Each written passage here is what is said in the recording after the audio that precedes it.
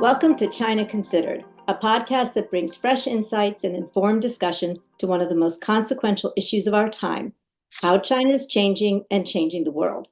I'm Liz Economy, Hargrove Senior Fellow and co-director of the U.S. China and the World program at the Hoover Institution at Stanford University. Today I have with me Joerg Wuttke, who is a partner at the consulting firm DGA Albright Stonebridge, but he's also spent more than 3 decades working in China, most recently as the vice president and chief representative of the powerhouse German chemical company BASF. And for much of that time, he was president of the European Union Chamber of Commerce in China. Joerg, thanks so much for joining me today. Wonderful to be with you, Liz. So you actually started working in China in 1988 for ABB, a Swedish engineering and power company. That was really a pioneering time for multinationals in China. Can you give us a sense of what it was like to be living and working in China during those sort of early years? Well, it was the best and the worst of all times. It was really pioneering days because 88, I came for the first time in 82. I was there moonlighting a bit in 87 for, at that time, BBC, then later ABB. And 88 to June 89 was just fantastic. I mean, the cultural life was so rich. You had spectacular TV programs. It was very open discussion. Of course, then June 89 happened and the whole house came crashing down. That's why I also left in summer 1990, because business absolutely took a major hit and only recuperated when Deng Xiaoping took his 1992 Southern tour. So 88 to 90, it couldn't be more different in these years. But again, you experienced a China which was very poor, which was humble, and people were super curious. And that's very different from today. Nobody's humble anymore, and few people are curious in China. But how was it sort of establishing the venture in terms of just setting it up, and were there rules and regulations? Was there a lot of corruption? What was sort of the business environment for you early on? It was mostly trading. It was mostly exporting to China, selling into China, very little investment because the law was not really there. And China was very reluctant to open the door for foreigners. They felt like foreigners take advantage. Again, the Chinese interlocutors were very inexperienced and the market was very, very small. So ABB at that time was selling switch yards, everything around a power station, also some train components. And that's what China needed gradually. But of course, it was all about negotiations, about payment terms and so forth. Investment, in essence, only started in the mid-90s. Okay, so let's talk about then sort of moving forward from that late 80s period through to today. What did you see were sort of the major inflection points or shifts in the business environment for multinationals? Were there certain moments in time when things just seemed to open up or close down? How did the environment change over the course of the sort of 3 decades or more that you were there? Yeah, I left in September 1990. It was grim. Depression was really in the economy and in the mindsets of people. Foreigners did not really look at China as a possibility anymore. It looked all very grim. And I came back in March 93, and of all cities, of course, Shanghai, which at that time was sort of the vanguard in opening up China again, is all down to one man, Deng Xiaoping. And I recall how I was invited by the mayor to see the Shanghai of the future. It was March 93, and it was in a huge warehouse in Pudong, nothing around it, only mud. And there was an incredible city built out of wood, carved out of wood. And I said to my assistant, let's go. This is crazy. This will never happen. Now, of course, not only did it happened faster than I thought it would be. And that has never left my mind, that actually when the Chinese puts their mind to it, it's going to help, it's going to develop. And that's when actually investment started. China was discussing then in late 90s the accession to WTO. There was a better legal framework. China actually came out of the Asian financial crisis much better than all the other countries. Japan took a hit. So in a way, China all of a sudden looked cool and looked much better, courtesy also that the others actually had really problems. And then, of course, nobody looked back until recently. It was just the wild 90s. Mm-hmm.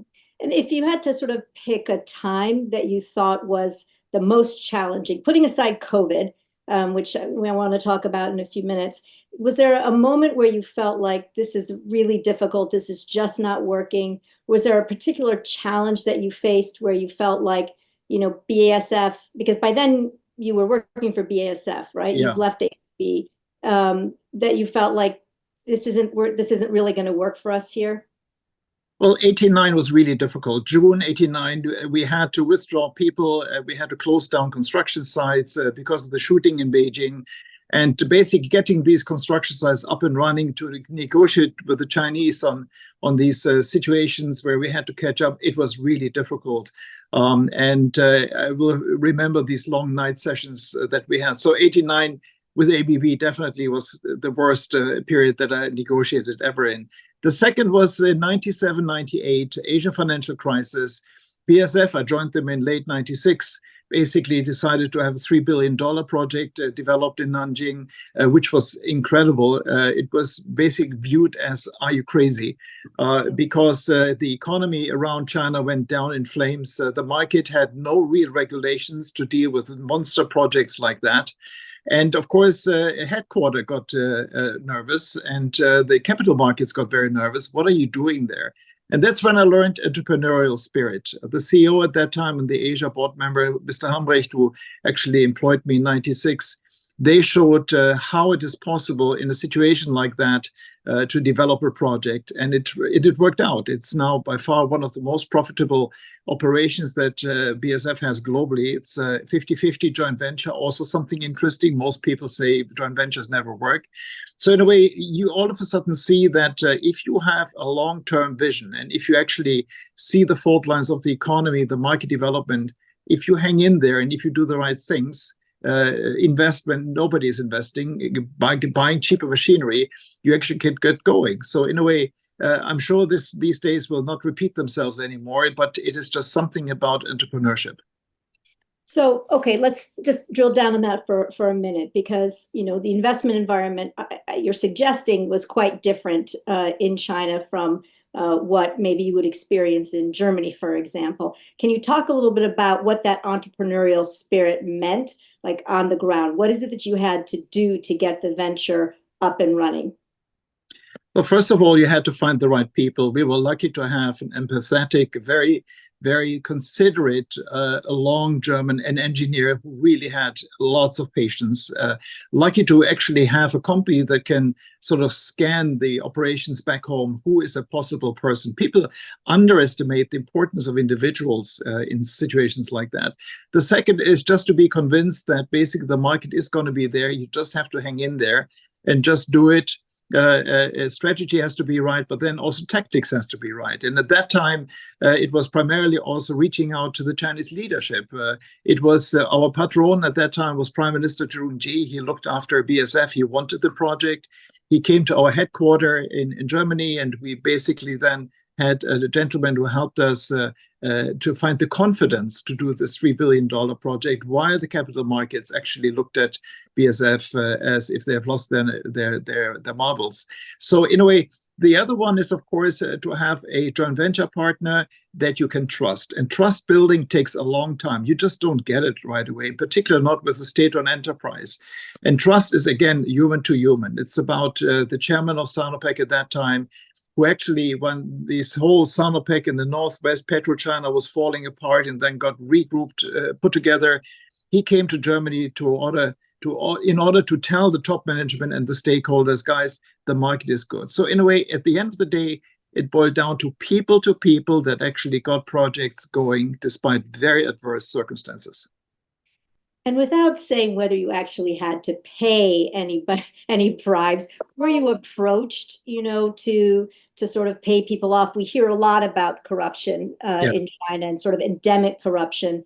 And obviously, Xi Jinping, current leader, has had an ongoing anti-corruption campaign, one that seems to have no end, even now, 12 years into it. You know, how important was sort of navigating that corruption, you know, over the course of your time there? In the electrical engineering business, it was really difficult for many reasons. This area is quite corrupt, was quite corrupt in the 90s, early 90s in particular.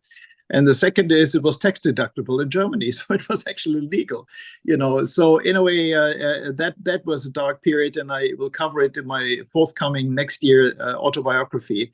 That I was so happy then to leave that business and go to chemicals, go to a company that never used a single agent, staying away from middlemen or middlewomen. It's just, trying to have a direct contact with decision makers. And that was kept in the 27 years that I was heading this office in Beijing. Again, you have to have the guts, and then also, of course, the systems in order to stay away from these kind of people. And the system means that you have to have very good compliance teams. You have to good education of your people, because there's always the occasional procurement office corruption scandal. But once it sort of gets into the headsets of people in the government or with business partners, that BASF is not to be bought. You cannot actually get business if we pay customers, for example, or if clients, suppliers give us money for these huge projects in order to get favorable treatment. You actually are steering a ship which is in smooth and very nice waters. If you don't do this, you are subject to corruption campaigns, to basically fashionable areas where this guy goes out, this guy goes in, and then all of a sudden you have been connected with the wrong person. So if you stay away from that and you keep it this way, actually, you're pretty safe hands. It's not easy, though. Mm-hmm. So let's fast forward to today, or just a year or two ago. Most of us here in the West experienced China's COVID lockdowns, through news reports or through videos on the internet. You lived through COVID in China. Could you talk about the impact on your life, on the life of the international business community? How did it affect, your sort of daily life and the sort of life of your business? Well, I was in two important positions as heading BASF in Beijing, as well as chair of the European Chamber. So I couldn't just leave the country and then go through 2 or 3 or 4 weeks of quarantine to come back again. So I was 3 years stuck in China. And the last year I was stuck in Beijing. I couldn't leave Beijing. And we had a situation where it was emergency upon emergency. I mean, on the one hand, communication to members of how to navigate that situation. Then on the side, I had to buy 160 million masks for BASF on behalf of Angela Merkel and stuff like that. It was just, every day was nerve-wracking in a way. But again, 2020, second part, 2021 was the best year ever in business. Turnover was incredible because the world needed electronics and healthcare equipment from China. And then, of course, we went into 2022. And then, of course, Shanghai was setting the stage, lockdown, and then daily testing. And at the end, it became insane, the kind of effort the Chinese government did in order to actually keep COVID out, though the game has changed with a totally different virus. I was writing a letter to the Vice Premier Hu Zhonghua that got leaked on purpose by the State Council to initiate a discussion. And I could sense that there are so many decision makers in the Chinese government that are against zero COVID, but it came from the Politburo. And then at the end, basically, it was policy. And until the 7th of December, it was then basically a country which was under tremendous lockdown. Then it opened the floodgates, and you know what happened? 1 million people possibly died. So it was bizarre. And I think during this process, a lot of psychological damage happened, particularly for people in Shanghai, particularly also for the economy. And it was overlaying also the other challenges that China was facing. A real estate market, which was overblown, was deflated and then crashed in essence. And then the world doesn't need necessarily all these medical equipment, electronics. So in a way, we came back in 2023 first quarter and thought, okay, it's a comeback story as usual. There was a brief restocking, and then we were on a plateau. Nothing really happened. Not in economics, not in politics.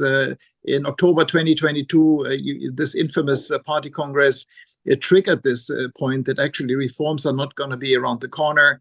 The leading out of Hu Jintao was the visual about the old days are gone. And then ever since, China's economy has been limping along. And it's just it's amazing to see that instead of the past where Chinese government could step in fast and fix it, we are now seeing band-aids that are handed out for amputations. So that's a great visual, band-aids for amputations.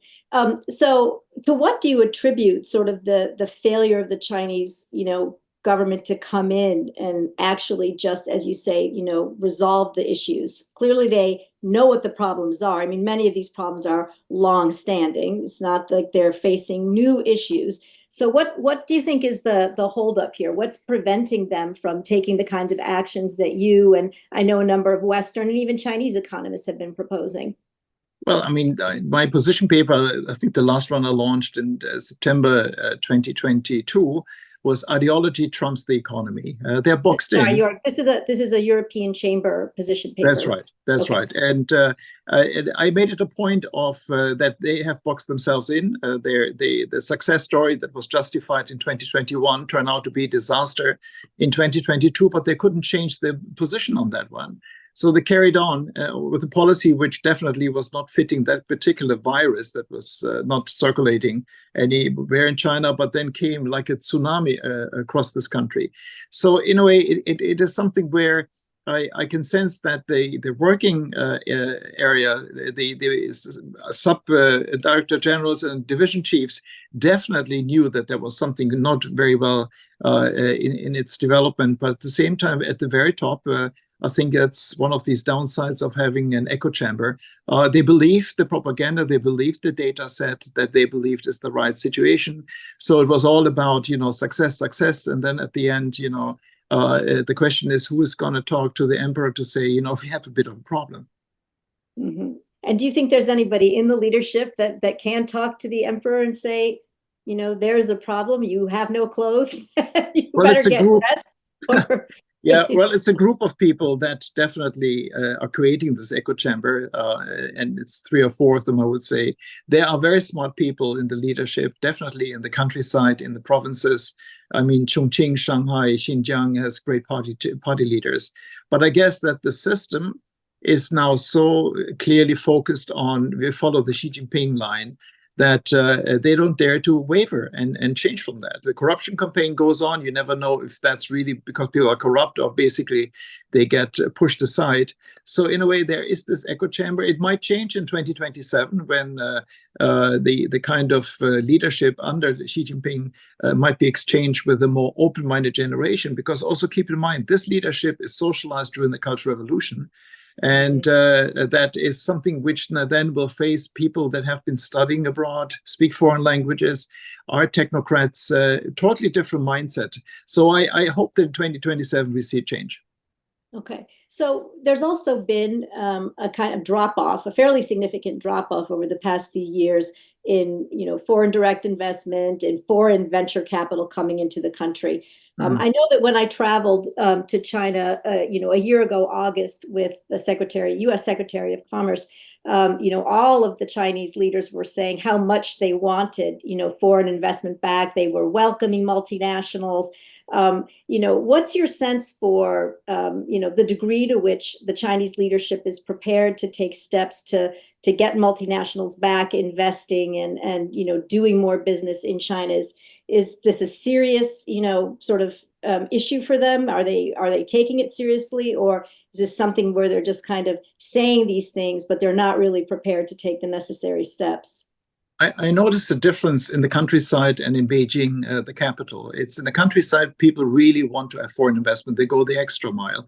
In particular, cities like Chongqing, for example, Shenyang really was rolling out the red carpet, but there's so much they can do. If the policy out of Beijing comes like, you have to have self-reliance, 30% of products in hospitals are supposed to be Chinese brands, not just manufactured goods made in China, but actually domestic brands. It's something which actually really undercuts these efforts of mayors and party secretaries in the countryside. It's a big scheme. It's a big plan that Beijing wants to impose. And so, yes, there's a lot of Sunday speeches in Boao, China Development Forum. We want more. But at the same time, we have 6-8% of all the issues in the European Chamber position paper. And hey, we talk about 1,000 cases on 430 pages, 6 to 8% are being resolved every year.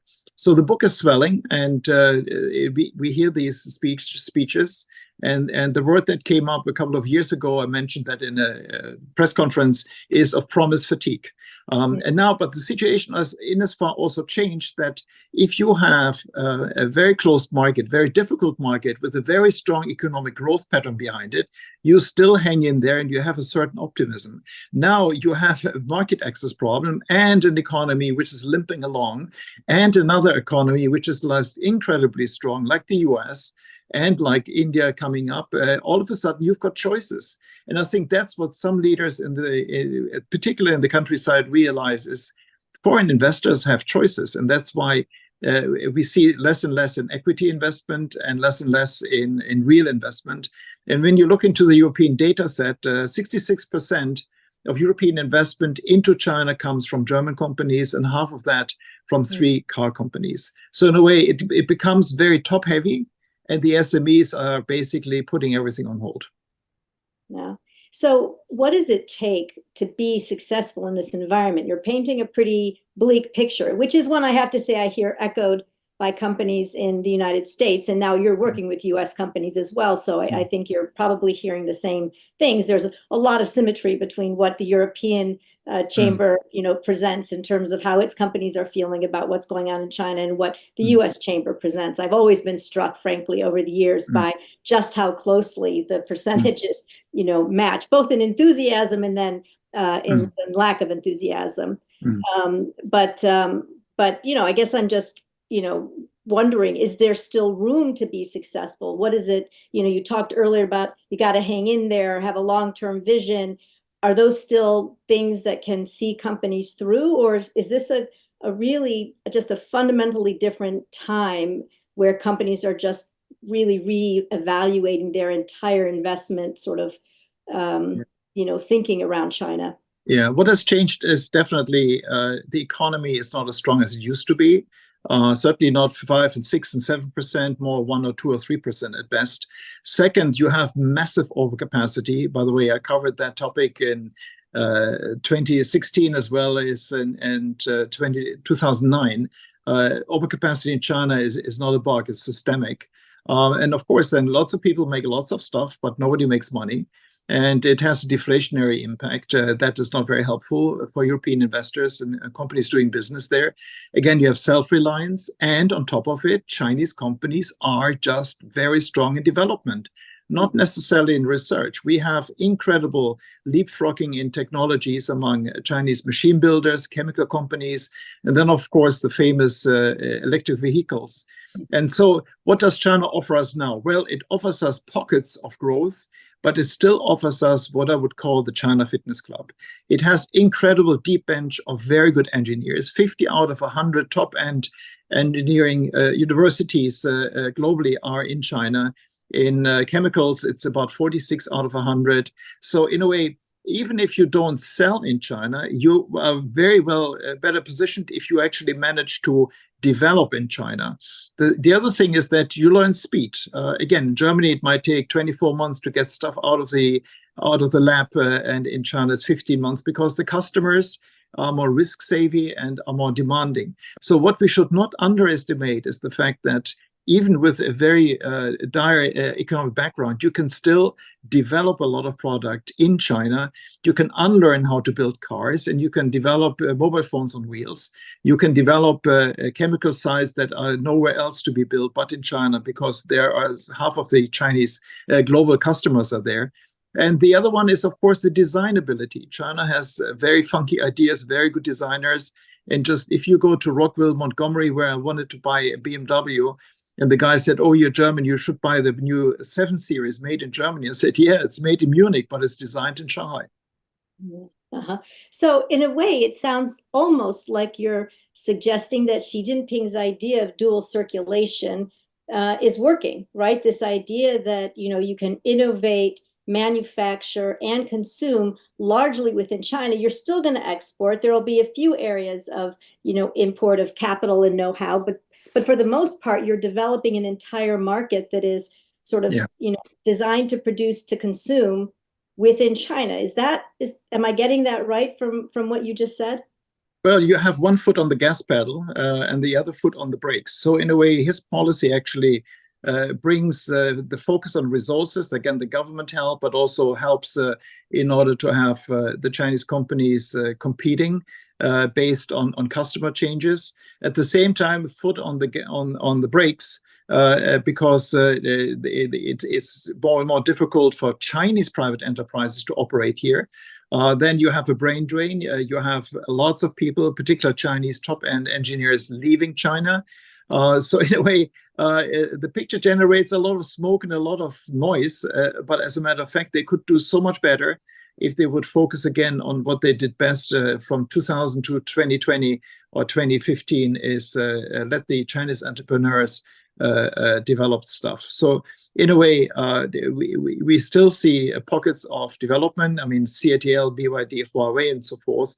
But at the same time, you can clearly see where the loans are going. You can clearly see who is going bankrupt. SOEs get the money, and the private enterprises go belly up.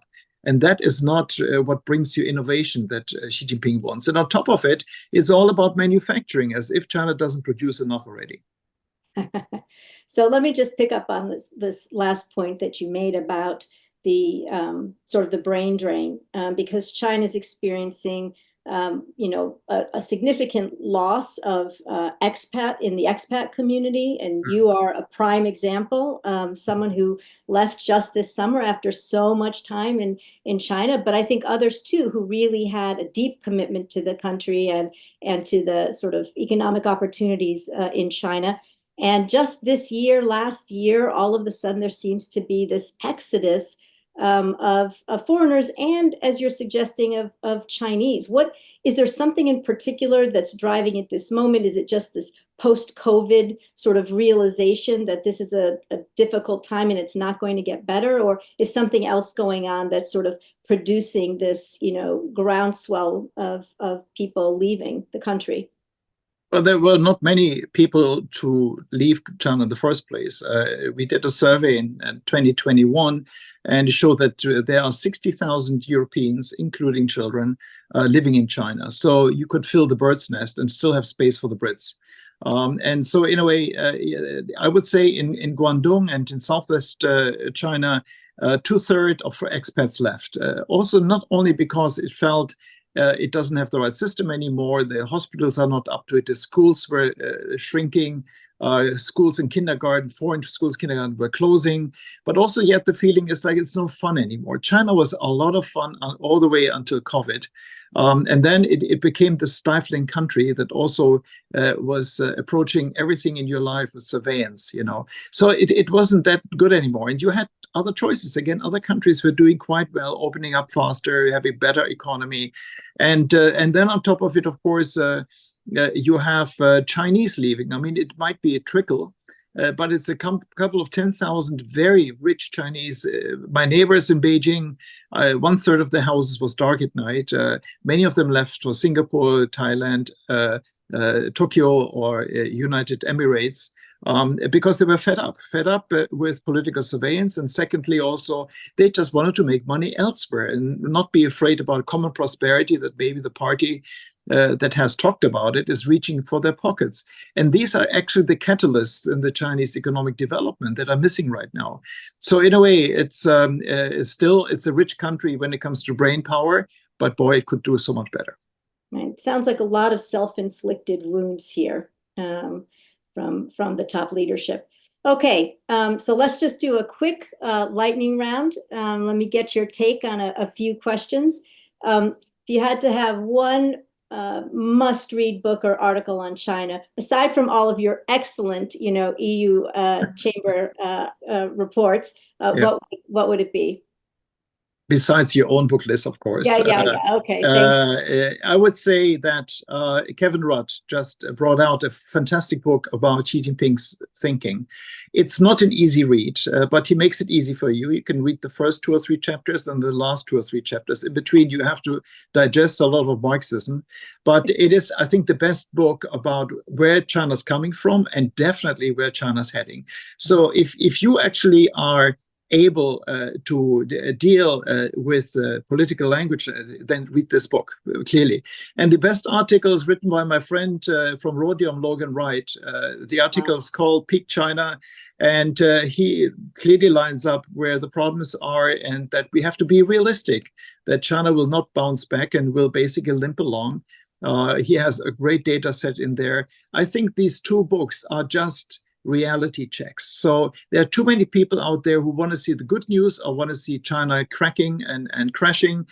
These two basically are individuals that see China as it is, and that's why I can recommend this book and this article. Terrific. So what do you miss most and least about your time in China now that you've been out for, I guess it's been, what, 4 months or so since you left? 4 months, exactly. Not so long. So. Yeah. Well, 35 years was a long time, and I was really lucky getting into China when China took off. And I wouldn't say I left before China lands, but definitely heydays were until I would say 2021. I left, but I missed the most food, of course, the Chinese cuisine. That is really a challenge in Germany as well as here, despite the fact that you have very good Chinese cooks. Let's see if Rockwell can swing the needle. But the other one is definitely friends. I was back in Beijing in November. I met lots of friends. I was catching up, but it was a strange visit because in a way I saw my old city again, where I lived more than 32 years, and I was not coming home. I was on a visit, and I felt like that. Yeah. And the thing I definitely will not miss is this surveillance thing. At the end, I took it personal that the Financial Times, New York Times, Wall Street Journal, all these print papers came in bits and pieces.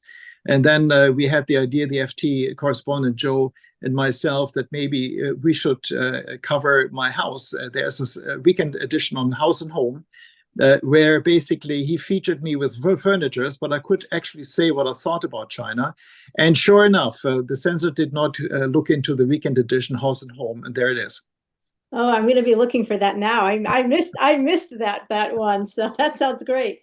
Okay, what China issue do we not know enough about? Like, what are we missing here outside the country? What don't we really understand about the country?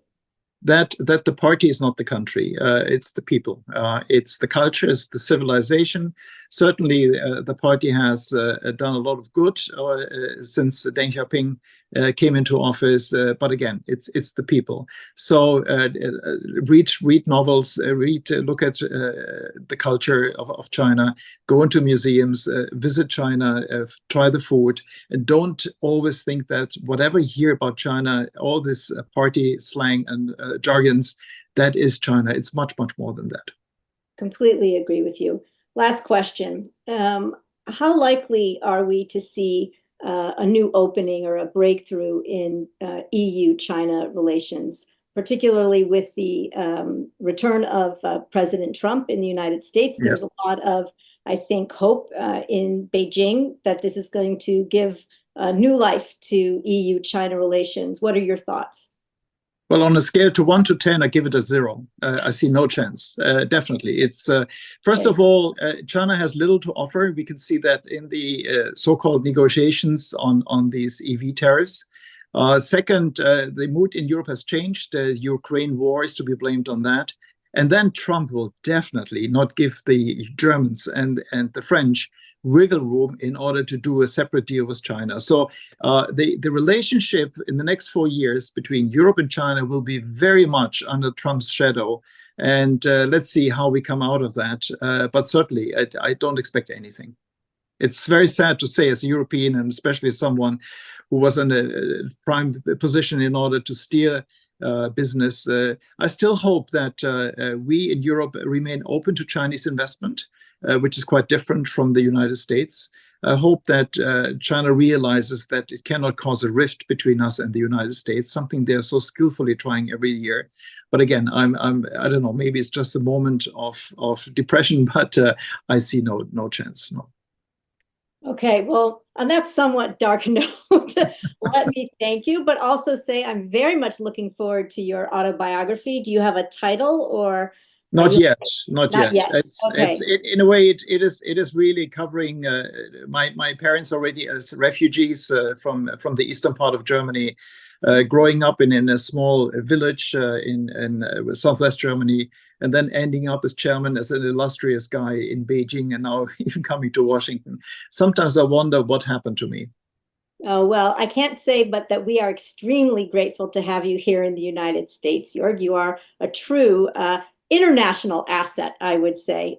So thank you for Thank taking you. the time to speak with me. I look forward to featuring you again when your book comes out. Thank you. If you enjoyed this podcast and want to hear more reasoned discourse and debate on China, I encourage you to subscribe to China Considered via the Hoover Institution YouTube channel or podcast platform of your choice. In the next episode, we'll be diving into the world of U.S.-China technology competition with Jimmy Goodrich, one of the U.S.'s leading experts on China's semiconductor industry and technology strategy.